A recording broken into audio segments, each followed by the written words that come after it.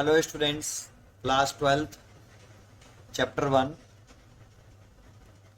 Electric charges and field. इसके आज MCQ continue करते हैं। इससे पिछली वाली वीडियो में मैं आपको 1 से लेकर 10 तक 1 to 10 तक क्वेश्चन करा चुका था। आज हम इसमें 11 से आगे स्टार्ट करते हैं। क्वेश्चन नंबर 11, कॉपी पेन निकाल लीजिए और क्वेश्चन को रीड करके इट सेल्फ ट्राई करिए, वीडियो को पॉज करके। अगर आपका आंसर फिर आंसर मैच करिए, अगर आपका आंसर और मेरा आंसर मैच करता है तो आगे कंटिन्यू करिए, है ना। क्वेश्चन को करने का तरीका ये रखना आप, ठीक है। स्टार्ट करते हैं। क्वेश्चन नंबर 11 बहुत ही अच्छा क्वेश्चन है। 11 क्वेश्चन कंप्लीट करते हैं। पहले क्वेश्चन पढ़ते हैं। First 11, 2 point charges A and B having charges plus KQ and minus KQ respectively are placed at a certain distance apart। तो देखो जितना कह रहा है, पहले एक काम कर लेते हैं, डायग्राम बना लेते हैं, फिर आगे क्वेश्चन कंटिन्यू करेंगे। ये 2 पॉइंट चार्ज है, एक प्लस के क्यू है और एक माइनस के क्यू है। 2 पॉइंट चार्ज इनका नेम रख लिया A, इसका नेम रखा B। 2 point charge A and B having charges plus KQ and minus KQ respectively are placed at a certain distance apart। distance given नहीं है तो लेट कर लिया अपनी तरफ से, given तो नहीं है, R लेट की है, लिख भी देते हैं।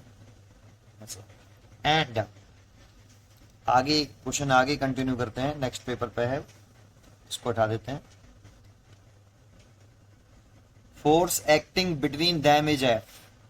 तो ये कह रहा है इन दोनों चार्ज के बिटवीन जो फोर्स ऑफ अट्रैक्शन लगेगा ये F है, ये गिवन है आपको, ठीक है। अब आगे क्वेश्चन कंटिन्यू करते हैं। If 25% charge of A is transfer to B। इस Q चार्ज का 25% चार्ज A में से ट्रांसफर B में किया है, ठीक है। Then force between the charges becomes, ठीक है। क्वेश्चन आपने रीड कर लिया, चॉइस दे रखी है 9F by 16, 16F by 9 और 4F by 3 और F। वीडियो को पॉज करके इटसेल्फ ट्राई करिए आप, ठीक है। स्टार्ट करता हूं मैं आगे। तो देखो इस F की वैल्यू देखो, केस 1 हो गया, ये केस फर्स्ट। इस F की जो वैल्यू आएगी 1/4πε0, तो K लिख देता हूं उसकी जगह पे, K 1/4πε0 की वैल्यू है ये K। दोनों चार्ज का मल्टीप्लाई कूलम्ब्स लॉ लगा रहे हैं तो capital Q into capital Q, sign put नहीं करते, और डिस्टेंस कितनी है R²। ये फर्स्ट हो गया।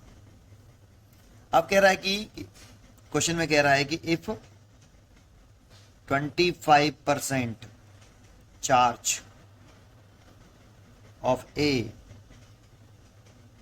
इज ट्रांसफर्ड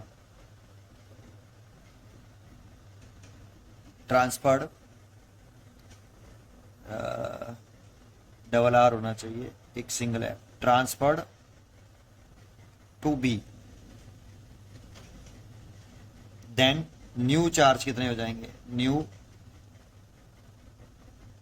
चार्जेज निकालना पड़ेगा। तो पहले एक चार्ज का, A चार्ज का 25% कितना है, जो चार्ज ट्रांसफर कर रहा है, ट्रांसफर कितना कर रहा है, ट्रांसफर्ड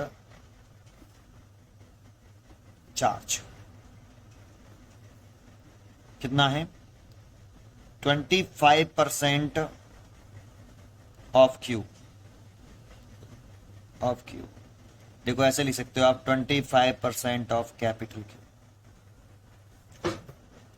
ए पे चार्ज जो आपका है, ए पे जो चार्ज है वो कैपिटल Q है, और कैपिटल Q चार्ज जो है उसका 25% ए का ट्रांसफर कर रहा है, तो 25% ऑफ Q को ऐसे लिख सकते हैं, तो Q/4।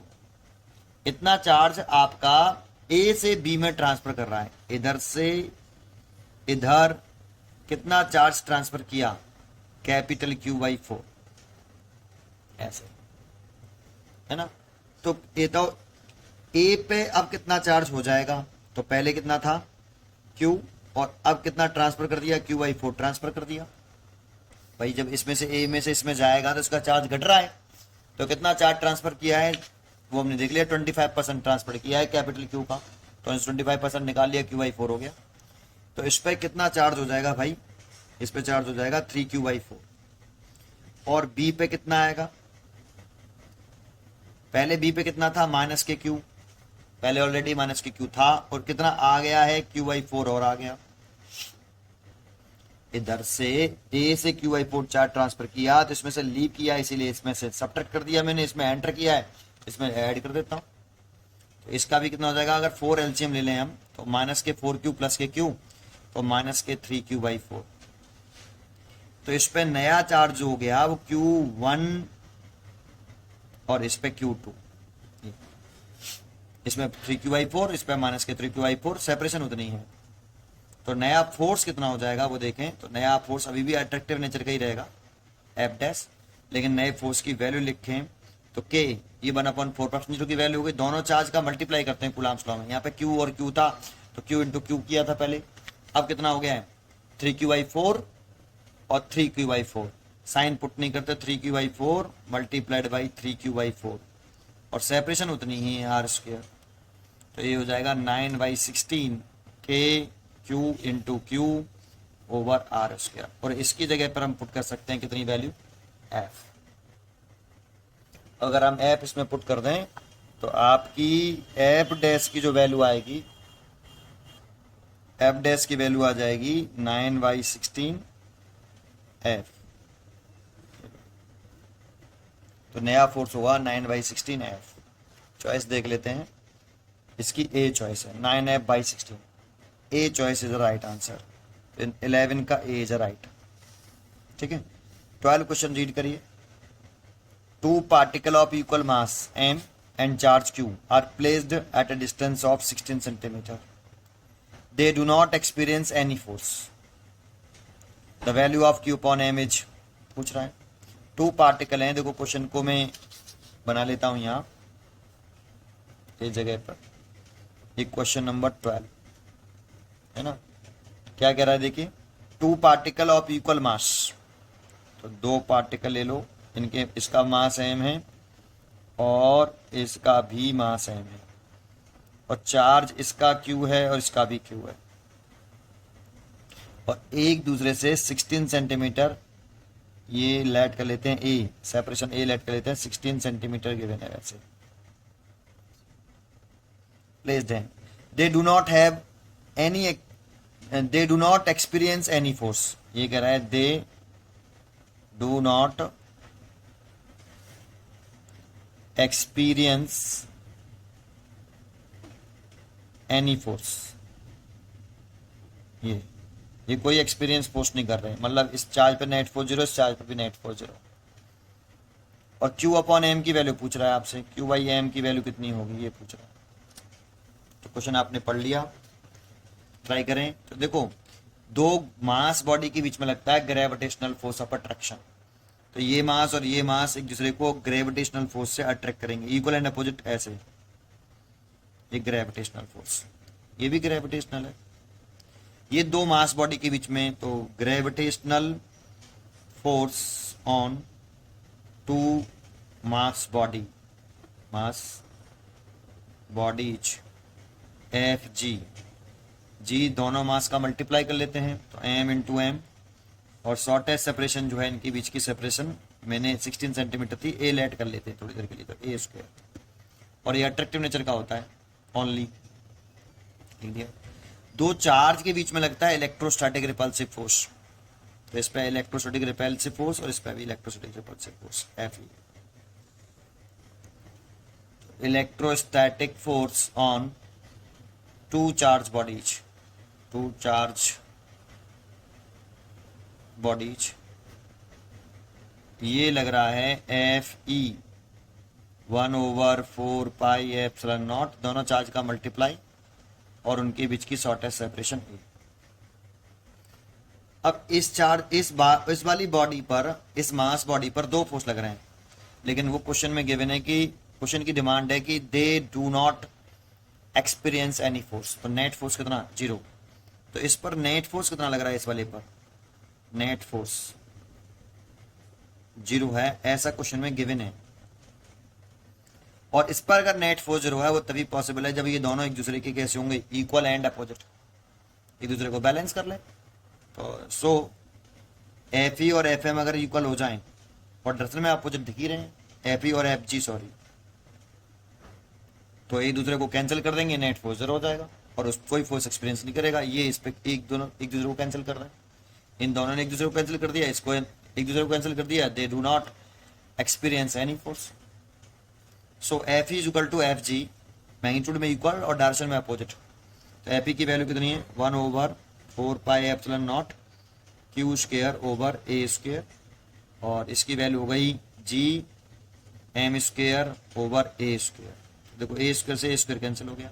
पूछा क्या हमसे, क्यू बाई एम की वैल्यू पूछ रहा है कि क्यू बाई एम का रेशियो कितना होगा। देखो क्यू बाई एम निकाले हैं तो ये एम स्क्वायर निकाल लेते हैं, क्यू बाई एम स्क्वायर, तो Q square by M square, इस एम स्क्वायर को इसके नीचे ले आए और 4πε0 का इधर मल्टीप्लाई कर लें, तो 4πε0 मल्टीप्लाइड बाई जी। यहाँ से क्यू बाई एम का होल स्क्वायर हो गया ये, क्योंकि इसका भी स्क्वायर है इसका भी स्क्वायर है, होल स्क्वायर हो गया, तो ये 4πε0 इंटू जी, और क्यू बाई एम निकालेंगे तो रूट को इधर ले आए ऐसे, तो 4πε0 इंटू जी। चॉइस चेक करते हैं, 4πε0 इंटू जी, रूट के अंदर डी, 12 का डी, 12 का डी इज राइट आंसर, है ना। 12 का जो डी है वो किसका, कैसा आंसर है इसका, राइट। ठीक है, ये समझ में आया आपको, क्लियर है। चलिए नेक्स्ट क्वेश्चन देखते हैं, अगले क्वेश्चन की तरफ चलें। तो आप अगला क्वेश्चन पढ़िए 13।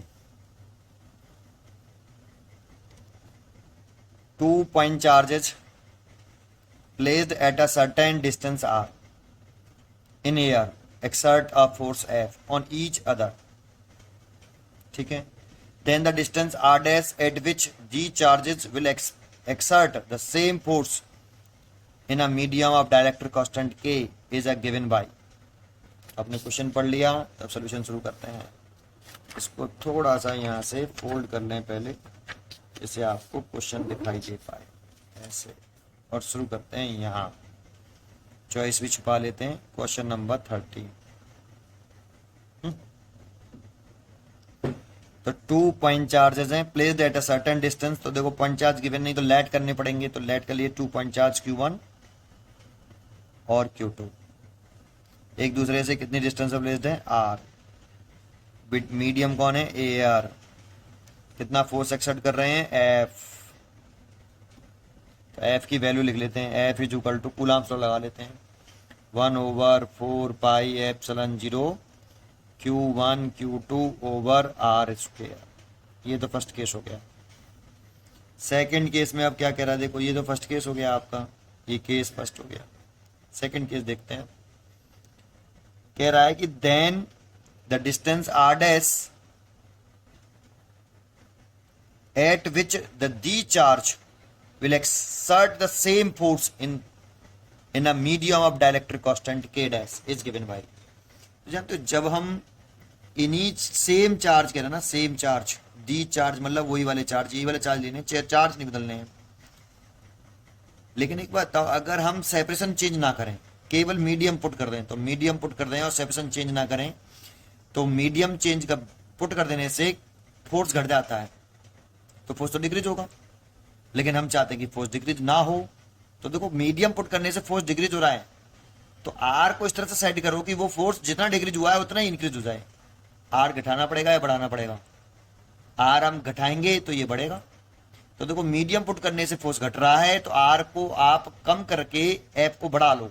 कितना बढ़ाओ, आर को इतना कम करो जिससे एफ कितना बढ़े, जितना ये मीडियम की वजह से घट रहा है।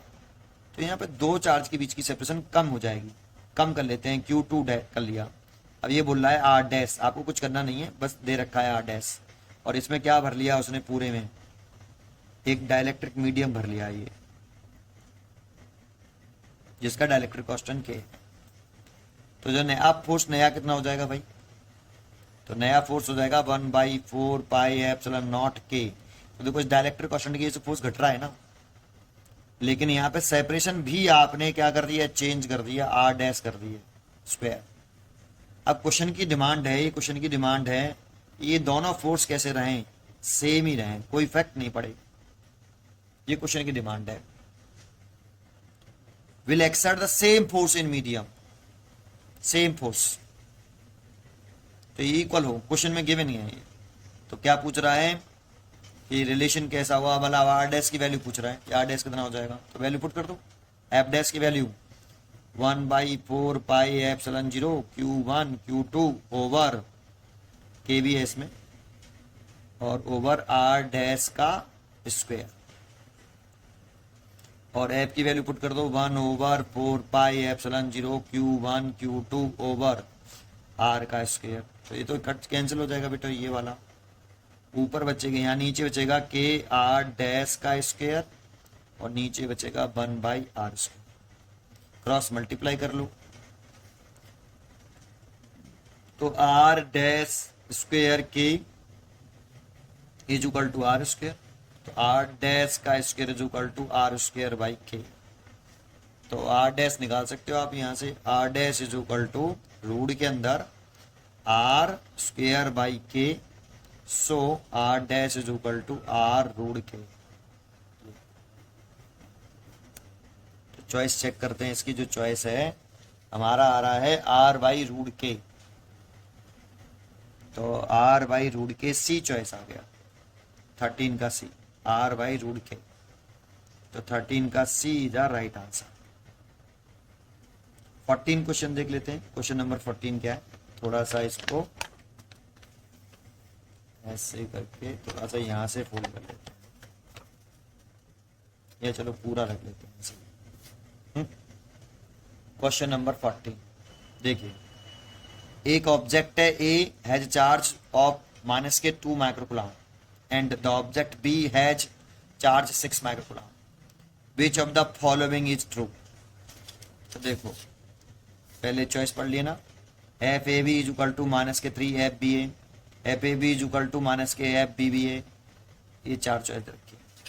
तो आपने ये पढ़ा है कूलम्ब्स का वेक्टर फॉर्म, मान लो ये एक Q1 चार्ज प्लेस्ड है यहाँ, ये B पॉइंट है, यहाँ पे Q2 चार्ज प्लेस्ड है, तो ये electrostatic force on Q2 due to Q1।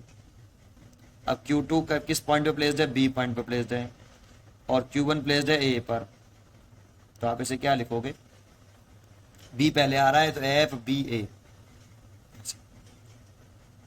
या F21 भी लिख सकते थे, F21 2 और 1, लेकिन B और A के टर्म में क्वेश्चन में आंसर सोल्यूशन दे रखा था इतना, ये फोर्स इतना हो गया एफ बी ए, और ये किस पे लग रहा है, 2 पे लग रहा है, तो इस पे लग रहा है ये फोर्स एफ बी ए। ऐसे ही आप electrostatic force on Q1 that means A due to Q2 that means B, तो आप इसे क्या लिखोगे, ये पहले A है इसीलिए एफ ए बी, लग किस पर है, Q1 पर, रिपेल करेगा ये भी इसको, एफ ए बी, ठीक है। अब कूलम्ब्स का वेक्टर फॉर्म अगर आपने पढ़ा हो तो ये एक चार्ज दूसरे चार्ज पर इक्वल एंड अपोजिट फोर्स लगाते हैं, मैग्नीट्यूड में इक्वल और डायरेक्शन में कैसे, अपोजिट। Q1 ने Q2 पे फोर्स लगाया इतना, और तो Q2 ने Q1 पे लगाया इतना, और ये दोनों फोर्स मैग्नीट्यूड में इक्वल होते हैं और डायरेक्शन में अपोजिट होते हैं। ये वेक्टर फॉर्म में हम प्रूव करते हैं कि Q1 ने Q2 पर जो फोर्स लगाया वो ये रहा, और Q2 ने Q1 पे लगाया वो ये रहा। माइनस साइन केवल ही बता रहा है कि इन दोनों की डायरेक्शन कैसी है, अपोजिट। लेकिन अगर इसका मैग्नीट्यूड ले लेते हम केवल F A B, magnitude modulus minus का एफ बी ए मॉडुलस, तो ये एफ ए बी को is equal to F B A. जानते हो अगर इन दोनों चार्ज का कि Q1 ने Q2 पे लगाया और Q2 ने Q1 पे लगाया, Q1 ने Q2 पे फोर्स लगाया और Q2 ने Q1 पे लगाया, अगर इनका रेशियो पूछता एफ ए बी और एफ बी ए, तो ये 1:1, चाहे Q1 Q2 की वैल्यू कुछ भी क्यों ना हो, क्योंकि हमेशा एक चार्ज दूसरे चार्ज पे जो फोर्स लगाता है, Q1 ने Q2 पर इतना फोर्स लगाया तो Q2 भी Q1 पर इतना ही फोर्स लगाएगा, चाहे Q1 Q2 की वैल्यू कुछ भी क्यों ना हो। तो रेशियो अगर कभी पूछता है कि Q1 ने Q2 पे कितना लगाया और Q2 ने Q1 पे कितना लगाया, उनका रेशियो बताओ, तो 1:1, क्योंकि हमेशा ये फोर्स इक्वल एंड अपोजिट होते हैं। माइनस साइन केवल यहाँ बता रहा है कि इनकी डायरेक्शन अपोजिट है, मैग्नीट्यूड में ये इक्वल है। तो कूलाम्स का जो लॉ होता है वो न्यूटन के थर्ड लॉ ऑफ मोशन को, Newton third law of motion को ऑबे करता है। ये इसमें से एक को एक्शन कह सकते हो आप, एक को एक्शन तो दूसरे को रिएक्शन। ये एक्शन रिएक्शन पेयर हैं जो कि दो डिफरेंट बॉडीज पर एक्ट होते हैं। ठीक है, इसीलिए 14 का जो चॉइस होगी आपकी, जो क्वेश्चन नंबर 14 है, उसकी चॉइस बनती है हमारी क्या, देखते हैं। इसकी चॉइस होगी बी, बी सेकंड, बी 14 का B, 14 B is a right answer. ये कूलाम्स के वेक्टर फॉर्म से हम प्रूव कर सकते हैं इस चीज को, चाहे 2 माइक्रो कूलाम हो चाहे 6 माइक्रो कूलाम हो, ये कितने भी चार्जेस हो, 2 3 6 4 कुछ भी, Q1 Q2 की वैल्यू कितने भी हो, उससे कोई फर्क नहीं पड़ता। एक चार्ज दूसरे चार्ज पर हमेशा, और दूसरा चार्ज पहले वाले चार्ज पर इक्वल एंड अपोजिट फोर्स लगाएगा। चलिए क्वेश्चन नंबर 15 देखते हैं, अगला क्वेश्चन देखिए। तो 15 देखते हैं अगला क्वेश्चन हम, क्वेश्चन नंबर 15।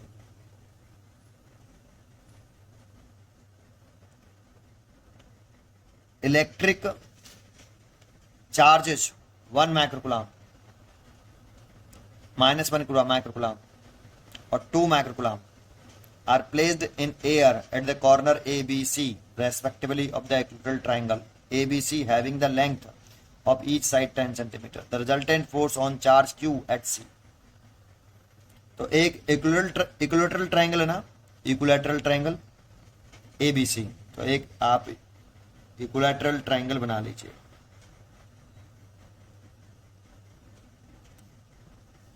ठीक है, ए बी और AC, और इस पर रेस्पेक्टिवली वर्ड यूज किया है उसने कि 1 माइक्रोकूलम -1 माइक्रोकूलम, तो 1 तो रखा है ए पर, यहाँ 1 माइक्रोकूलम चार्ज प्लेस है, बी पे रखा है -1 माइक्रोकूलम और सी पे रखा है 2 माइक्रोकूलम।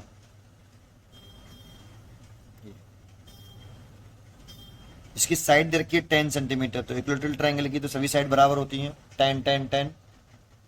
इसकी साइड भी 10 सेंटीमीटर है और ये भी 10 सेंटीमीटर है। लेट कर लेते हैं कि ए, इसे ए मान लेते हैं, A is equal to 10 centimetre थोड़ी देर के लिए। ठीक है, resultant force on charge at C, C पर कितना फोर्स लगेगा ये पूछ रहा है, रिजल्टेंट पूछ रहा है सी पर, देखो सी पे पूछ रहा है। देखो 1 माइक्रोकूलम वाला 2 माइक्रोकूलम पर फोर्स लगाएगा, तो पहले इन दोनों के बीच में कूलम्स लॉ लगा लो और 2 माइक्रोकूलम पर कितना फोर्स लग रहा है वो निकाल लो, और इन दोनों के बीच में रिपल्सन होगा। फिर ये वाला इस पे कितना फोर्स लगा रहा है वो निकाल लो। तो करते हैं पहले, electrostatic force on 2 microcoulomb at C, इसी पे क्यों निकालना है, क्योंकि सी पर ही नेट फोर्स पूछ रहा है हमसे, सी पर कितना रिजल्टेंट फोर्स है। तो electrostatic force on 2 microcoulomb at C due to 1 microcoulomb at A, तो F1 लिख लेते हैं 9 इंटू 10 की पावर 9, 1/4πε0 की वैल्यू इंटू चार्ज का मल्टीप्लाई, तो 2 इंटू 10 की पावर -6 और 1 इंटू 10 की पावर -6। और सेपरेशन की बात करें तो इन दोनों के जो बीच की सेपरेशन है ये वाली है ना, इन दोनों के जो बीच की सेपरेशन है ये वाली, ये हो गई 10 सेंटीमीटर, तो 10 इंटू 10 की पावर -2 सेंटीमीटर है, इसलिए मीटर में चेंज करना जरूरी है, -2 मीटर, उसका होल स्क्वायर, कूलम्स लॉ लगा दिया। ये सॉल्व करें तो देखो 9 18 हो गया, ये 18 हो गया, और 10 की पावर -6 -12, और 12 में से 9 घटा दी तो -3, ये हो जाएगा 100 नीचे 100, और ये हो जाएगा 10 की पावर -4, तो 100 से और 10 की पावर -4 से 10 की पावर -2 रह जाएगा, ये ऊपर जाएगा तो +2, ये +2 सॉल्व कर लेना आप इसको, तो 1.8 आ जाएगा बेटा न्यूटन। क्योंकि 10 की पावर -1 1.8 लिख सकते हैं उसको। तो F1 इतना आ गया। और देखो ये वाला चार्ज इसको रिपेल करेगा। लाइन जॉइनिंग के अलॉन्ग फोर्स लगता है, दोनों की लाइन जॉइनिंग कर लो, और लाइन जॉइनिंग को ये वाला चार्ज इसको रिपेल कर रहा है, ऐसे फोर्स लगेगा ये F1। दर्शन दिखा दी है ना, F1। ऐसे ही अब आप इलेक्ट्रोस्टैटिक फोर्स निकाल लो, 2 microcoulomb at C due to -1 microcoulomb at B। तो देखो ये F2 value same to same आ जाएगी, क्योंकि 2 माइक्रोकूलम है, -1 माइक्रोकूलम साइन तो पुट नहीं करना होता। तो पहले भी 2 माइक्रोकूलम था, 1 माइक्रोकूलम था, अभी भी उतना ही है, डिस्टेंस भी 10 सेंटीमीटर ही है, तो वैल्यू इतनी आएगी 1.8 न्यूटन।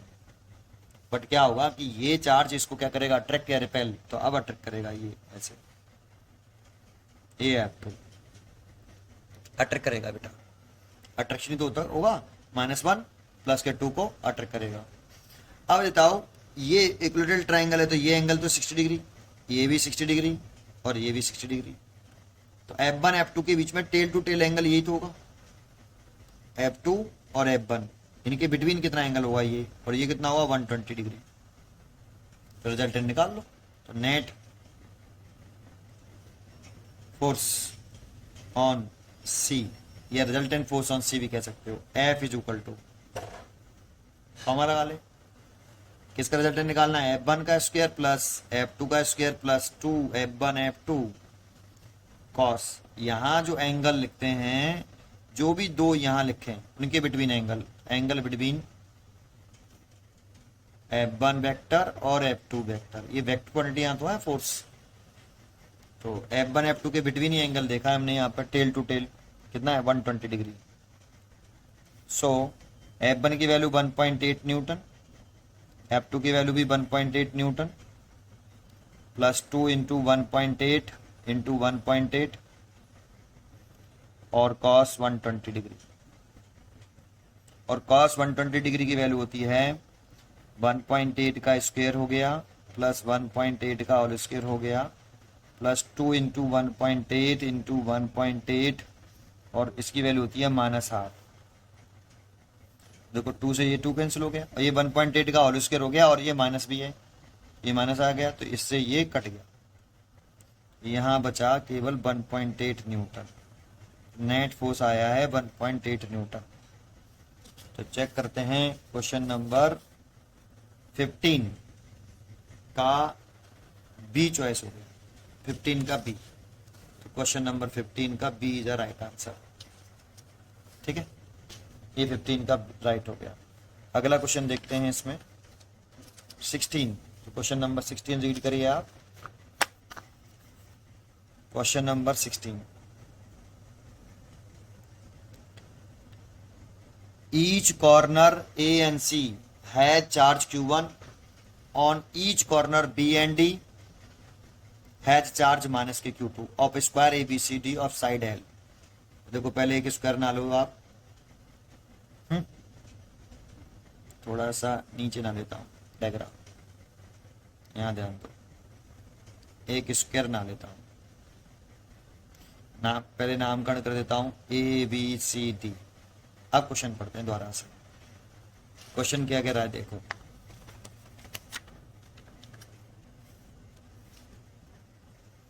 क्वेश्चन कह रहा है कि each corner A and C है चार्ज Q1। A और C कॉर्नर पर कितना चार्ज प्लेस है Q1, इस पर भी Q1 चार्ज है और इस पर भी Q1 चार्ज है, ये क्वेश्चन में कह रहा है। और BD कॉर्नर पर B एरा और D कॉर्नर एरा, इस पर माइनस के Q2 है, इस पर भी माइनस के Q2 है और इस पर भी माइनस के Q2 चार्ज है। साइड L स्क्वायर है तो सभी साइड इक्वल होंगी, L L ऐसे। ठीक है, आगे क्वेश्चन कंटिन्यू करते हैं। Charge at A is in equilibrium, A वाला जो चार्ज है इक्विलिब्रियम में है। क्वेश्चन में गिवन है कि charge at A is in equilibrium, ये कि चार्ज जो है ए पर है वो इक्विलिब्रियम में है, देन द रेशियो पूछ रहा है आपसे, रेशियो पूछ रहा है किसका, Q1 और Q2 का रेशियो कितना होगा। तो जानते हो इसका मतलब समझते हो कि चार्ज जो है एट ए पर वो इक्विलिब्रियम में, इसका मतलब क्या है, that is net force on charge at A वो 0 है। चार्ज जो ए पे रखा है उस पर नेट फोर्स कितना है, 0। अगर गिवन चार्ज, क्वेश्चन में गिवन था आपको charge at A is in equilibrium, तो कोई चार्ज इक्विलिब्रियम में है, इसका मतलब है कि उस चार्ज पर नेट फोर्स कितना है, 0 है। तो ए वाले चार्ज पर नेट फोर्स 0 है, तो आप ए वाले चार्ज पर नेट फोर्स निकाल लो, और नेट फोर्स निकाल के उसे कितना पुट कर दो, 0 पुट कर दो, सॉल्व करो, Q1 Q2 का रेशियो निकल आएगा। तो इस वाले ए पर कितना फोर्स लग रहा है वो दिख रहे हैं। तो देखो ए पर कौन कौन फोर्स लगा सकता है, बी वाला चार्ज इसको क्या करेगा भाई, माइनस के Q2 है, Q1 है, अट्रैक्ट करेगा, ये F1 लिख दिया, और B1 में लिख देता हूं यहाँ F1, इन दोनों चार्ज के बिटवीन है। ए पे फोर्स निकाल लें तो बी वाला चार्ज कूलाम्स लॉ से आप बी वाला और ए पर तो निकालना है नेट फोर्स, तो ये वाला चार्ज इसको अट्रैक्ट करेगा, तो कितने से करेगा, तो 1/4πε0, दोनों चार्ज का multiplication, Q1 Q2 sign put नहीं करते हैं, और सेपरेशन इसकी कितनी है, साइड कितनी है, L²। ये लिख रहा है फोर्स ऑन Q1 एट ए, और ड्यू टू निकाला है बी वाले चार्ज की वजह से, ड्यू टू बी, ठीक है, ड्यू टू बी। ऐसे ही आप फोर्स निकाल लो F2 due to C, due to C की वजह से, ये वाला सी इस ए को क्या करेगा, ये भी Q1 है, ये भी कौन रिपेल करेगा, तो ये वाला चार्ज जो है आपका वो रिपेल कर रहा है, देखो Q1 इसको रिपेल करेगा ऐसे, ये F2 हो गया, C ने A पर लगाया, तो कितना लगाया, F2 लेट किया है, तो F2 की वैल्यू लिखें तो 1/4πε0, दोनों चार्ज का मल्टीप्लाई कर लो, तो Q1 Q2 का मल्टीप्लाई करेंगे तो Q1 स्क्वायर हो जाएगा, और इन दोनों चार्ज के बीच की, इन दोनों के बीच में फोर्स लग रहा है, तो इन दोनों के बीच की शॉर्टेस्ट सेक्शन लिखेंगे, तो पाइथागोरस थ्योरम से निकालें, ये L है, ये L है, तो ये वाले कितनी आएगी, L√2, इसमें पाइथागोरस थ्योरम लगा ली, ये L, तो ये L√2 आ जाएगा। ये डिस्टेंस लिखनी है यहाँ पर, तो लिख दें तो कितना हो जाएगा, L√2 का होल स्क्वायर, तो फोर्स हो जाएगा 1/4πε0 Q1 का स्क्वायर, स्क्वायर क्यों किया, Q1 इंटू Q1 है ना, डिवाइड बाई 2L², ये पटरसन दिखाई थी। अब D वाला भी A पे फोर्स लगाएगा, तो ड्यू टू D, सब A पे फोर्स लगा रहे हैं क्योंकि A पे नेट फोर्स निकालना है, तो ड्यू टू D की बात करें, तो ड्यू टू D की बात करें तो Q2 है और ये Q1 है, ये माइनस का ये प्लस का है, तो अट्रैक्ट करेगा, ऐसे फोर्स लगाएगा, ये F2 कितना हुआ, F3 लिख लेते हैं, सॉरी, F3 कितना होगा, तो F3 होगा 1/4πε0, दोनों चार्ज का मल्टीप्लाई, ये Q2 है और ये Q1 है, तो इन दोनों का क्या कर लें, मल्टीप्लीकेशन कर लें इन दोनों का, ये माइनस Q1 है, ये माइनस के Q2 है, दोनों का मल्टीप्लीकेशन करें तो यहाँ लिख सकते हैं Q1 और Q2, और इनके बीच की शॉर्टेस्ट सेपरेशन तो L ही हो गई, साइड का स्क्वायर, और दर्शन दिखाई दी। तो देखो इस पे कितने फोर्स लगा दे दिखा दिए। अगर चेक करके बताओ कि F1 की वैल्यू और F3 की वैल्यू कैसी है, F1 और F3 देख के बताओ कि F1 और F3 कैसा लग रहा है, F1 और F3 इक्वल हैं, दिख रहे हैं, और अगर F1 F3 इक्वल हैं तो इनका जो रिजल्टेंट होगा वो इक्वल मैग्नीट्यूड में है, तो इनका जो रिजल्टेंट है वो इसके बाइसेक्टर से जाएगा, ऐसे पैरेललोग्राम बना के ऐसे, ये इनका रिजल्टेंट है। लेकिन ऐसा ज़्यादा कब है, जब F1 और F3 इक्वल हों, F1 और F3 इक्वल हों तो रिजल्टेंट जो होगा इनका, लेट कर लिया F डैश, ये नेट फोर्स है ऑफ F1 एंड F3। अगर ये मैग्नीट्यूड में इक्वल होंगे तो इनका रिजल्टेंट जो पास होगा, पैरेललोग्राम कंप्लीट करेंगे और इसके बाइसेक्टर से जाएगा। देखो ये 90 डिग्री है, 90 डिग्री का बाइसेक्टर कितना होता है, 45 45, ऐसे पास होगा।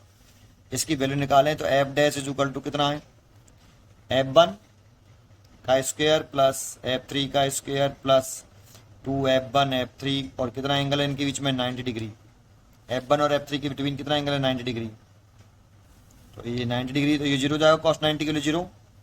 और ये दोनों इक्वल हैं f1 और f3, तो इसीलिए f1 का स्क्वायर प्लस f1 का स्क्वायर लिखते हैं, बराबर है। तो ऐसे लिख सकते हो, तो ये लिख सकते हो f1 root 2।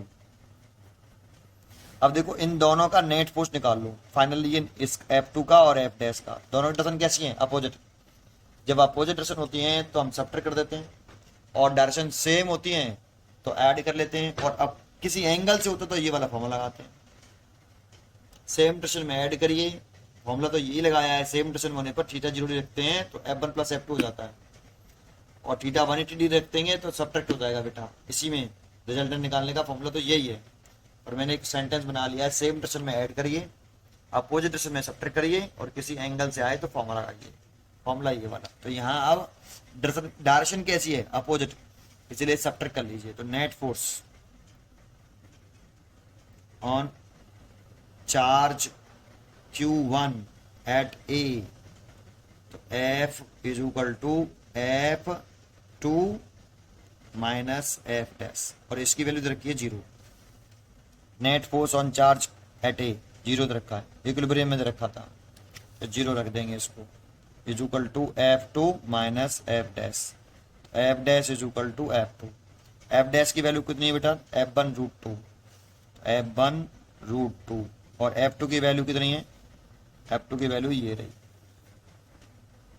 1/4 pi epsilon 0, 1/4 pi epsilon 0 Q1 का स्क्वायर ओवर 2L स्क्वायर, है ना। पुट कर दिया, देखो F2 की वैल्यू पुट कर दी, और F1 की वैल्यू और पुट कर दें, F1 की वैल्यू ये रही 1/4 pi epsilon 0 Q1 Q2 by L square. F1 की वैल्यू यहाँ पुट कर दें, तो 1/4 pi epsilon 0 Q1 Q2 over L square, और ये रूट 2, ठीक है। F1 की वैल्यू पुट कर दी ये वाली, तो F1 की वैल्यू हो गई, और ये आपका रूट 2 आ गया ये रहा, और ये वाली वैल्यू मैंने ऐसी की ऐसी कॉपी कर ली, Q1 का स्क्वायर बाई 2L स्क्वायर। देखो ये तो कैंसिल हो गया, L स्क्वायर से L स्क्वायर कैंसिल हो गया, एक Q1 से एक Q1 कट गया, तो इधर की साइड में क्या बचा, इधर क्या बच रहा है, इधर बच रहा है Q2 रूट 2, और इधर क्या बच रहा है Q1 ओवर 2। पूछा क्या है Q1 Q2 का रेशियो, तो Q2 को इधर, इसको इधर, तो 2 root 2 equal to Q1 by Q2, ये देखो इतना रेशियो आ गया, ठीक है, ये आ गया। तो चेक करते हैं इसका आंसर क्या है हमारा, इसका आंसर है बी हो गया, 2 रूट 2 बी, 16 का बी, 16 का बी इज राइट आंसर, ठीक है, ये 16 का बी।